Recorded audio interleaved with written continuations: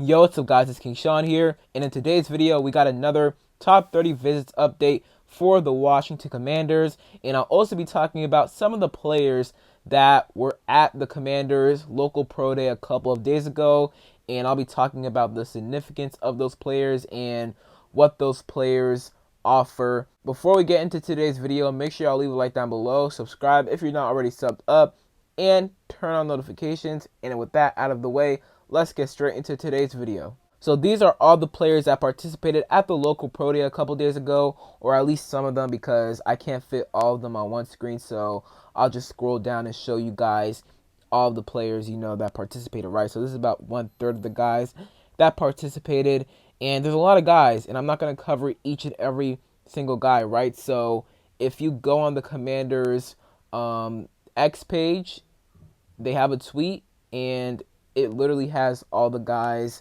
or it leads you to an article that has all the guys that participated at the local pro day, right? So if you want to, take a look at more of the guys that participated at the pro day a couple days ago, go to the Commanders Twitter page or X page, whatever you call it. Click on the link on one of their tweets that's about the local pro day, who participated at the local pro day, and it'll take you to the page that has all the players of who participated at the pro day. So I took about 5 guys from this list that I do want to talk about in depth in today's video. So let's start right now. First guy up is Tai Felton. He was at the local pro day, and as you guys know, local pro days are for guys who either attended a college in the area or are from the area, right? So in this case, if you're from the DMV or attended a college in the DMV area, you probably went to this pro day or were invited to this pro day, right? And Tai Felton is one of them, Maryland receiver, and I like Tai Felton a lot, not even being biased, just because, I watched Maryland a ton, right? I watched a lot of Maryland football last season and years prior. Tai Felton is a really good receiver, and this last season, he was one of the best Maryland receivers we've seen in a minute, maybe even since DJ Moore back in 2017, right? Tai Felton, I watched him about 2 to 3 weeks ago. He has really good run after catch ability, good at tracking the ball, has really good quickness and straight line speed. Pretty sure he ran like a 4.38 at the combine, which is really good speed, and it definitely shows up on tape. Was a team captain at UMD. This team, our front office, coaching staff, they value being a captain at college, right? 6 of the 9 guys we drafted last year were captains at their schools, right? So being a captain definitely means something to them for sure. And then he has really good footwork and body control. So that's all the strengths to Tai Felton, in my opinion. As for his weaknesses, he does need to get stronger, in my opinion. Physical corners can bully him a little bit at the line at times, especially against press man coverage. So he doesn't have the greatest strength nor physicality, right? And I feel like that's his main concern. I view Felton as like a round 3 to round 4 prospect, and I would honestly like the addition of him. Although he's not the most physical, he can build up more strength when he gets to the NFL, and he's just a really good ball tracker, really good after the catch, good speed, good quickness. He'd be a guy that I'd honestly be pleased with if we added him to our receiver core. Next up, we got Thornton, Tennessee receiver. He was raised in Virginia, so that's why he was invited out to this local pro day.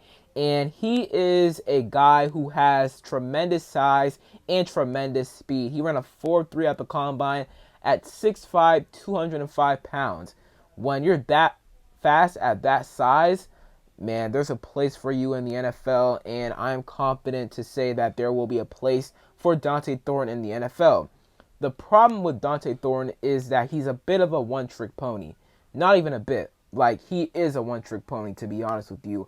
All Tennessee did was spread him out wide and just have him run go routes. That's it. And that's not all his fault, right? Like, Tennessee, that's their offense. Like, they're very RPO-centric, and they like to throw it deep, and that's what they did with Jaylen Hyatt, right? Like, Jaylen Hyatt was a one-trick pony coming out of college in 2023, right? He couldn't really run routes. He was pretty much just a deep ball merchant, and he hasn't been great in the NFL, right? So what does that suggest about Dante Thornton of what he could be in the NFL, right? If you're just gonna run deep balls and do nothing else, you know, I mean, that is a bit of a concern, right, for a lot of NFL teams. However, I still do think that there's a place for Dante Thornton Jr. in the league because you can't teach that size and speed, right? I mean, that's awesome size he has, 6'5", 205, and just amazing speed, right? So when a guy has those physical traits,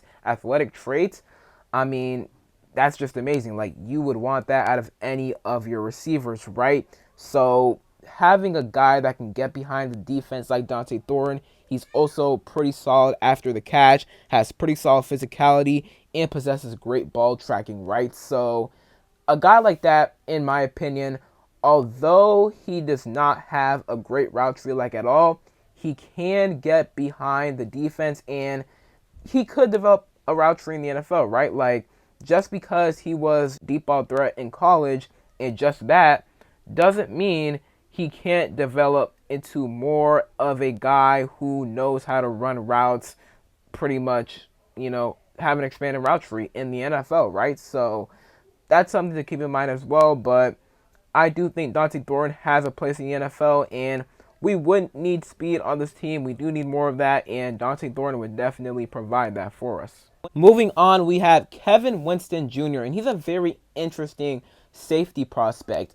He tore his ACL, or partially tore his ACL this past season, and when it comes to watching his film, you really have to go back to 2023, and if it wasn't for his partial ACL tear, he would probably be a first-round pick because before last season, he was considered as so, and I know it was before last year, you know, a whole 8-9 months before the draft, but he was a dog in 2023, and it probably was gonna be, or he probably was gonna be a first-round pick if it was not for the ACL tear. Now he's probably gonna go top 75, top 80. So he has really good size. Like, that's the first thing I noticed. 6'1.5", 215 pounds, 32.5-inch arms. So really good length, really good overall size. He has alignment versatility. He can line up as a deep free safety, but also come down in the box and make plays there. He's a really good tackler, has great length, really good pursuit and recovery speed. So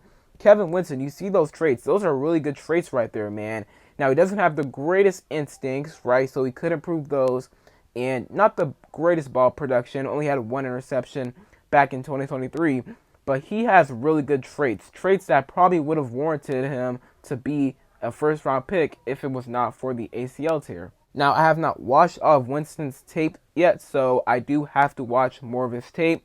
But for what I've seen so far, he looks like a really, really good safety, and I would not be surprised if he goes as high as early second round, to be honest with you. And he could be a guy we decide to look at safety, maybe in the second round. He's a guy that you should definitely be on the lookout for because we may have interest in him. Up next, we have defensive tackle Adin Huntington out of Tulane. He's another very interesting prospect. He's an undersized D tackle at 6 foot, 281 pounds, but he has amazing athleticism. And you know AP loves his athletic guys. It feels like every guy we drafted last year was athletic according to RAS football in some way, shape, or form, right? It feels like they all had good RAS scores, and I'm pretty sure they did.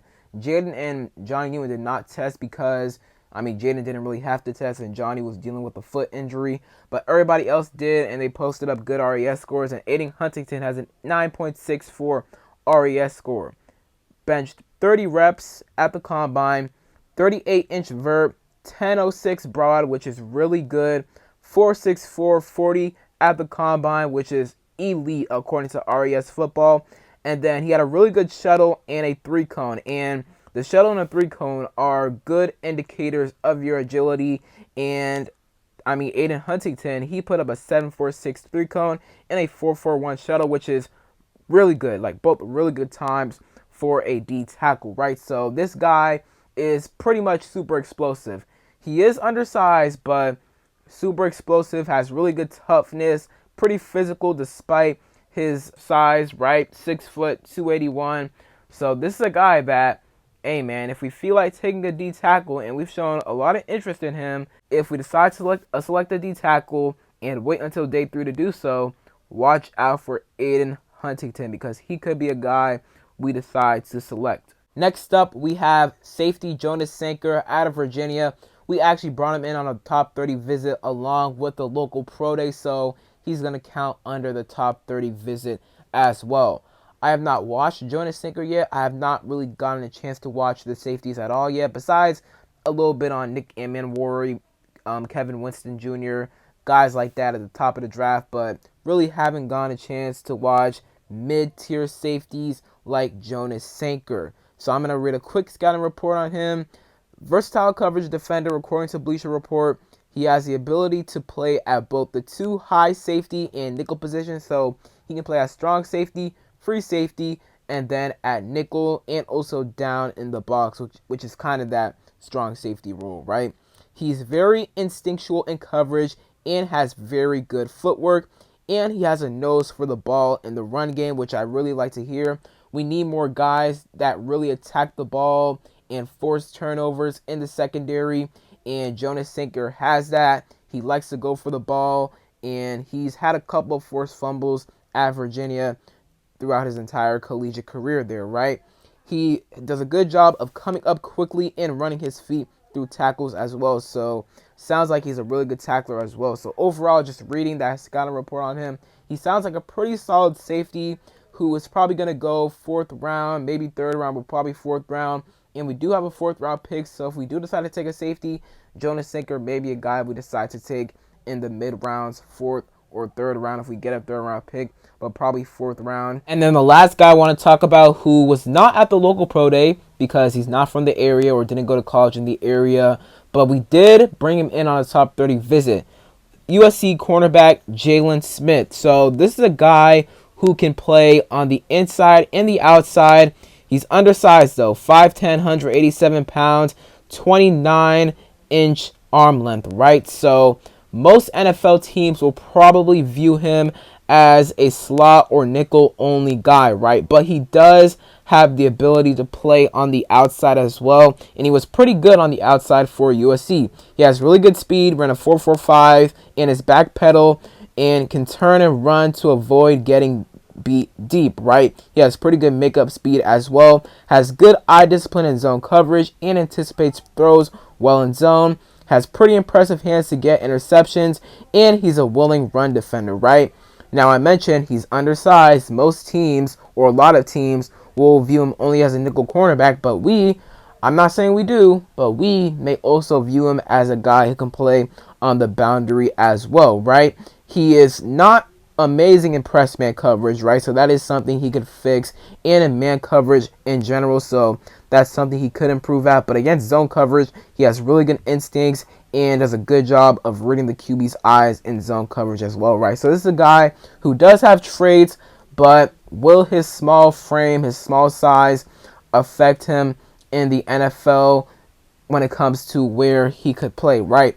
We will see, but again, we are bringing him on a top 30 visit. This is like the second or third cornerback. Pretty sure it's the 3rd cornerback we have brought on a top 30 visit thus far. So that is it for today's video. Hope you guys enjoyed. Comment down below your thoughts on any of the guys I talked about in today's video, and comment down below your thoughts on other guys from our local pro day a couple of days ago that you find intriguing. So that's it for today's video once again, and other than that, it's been King Sean, and I'm out. Peace.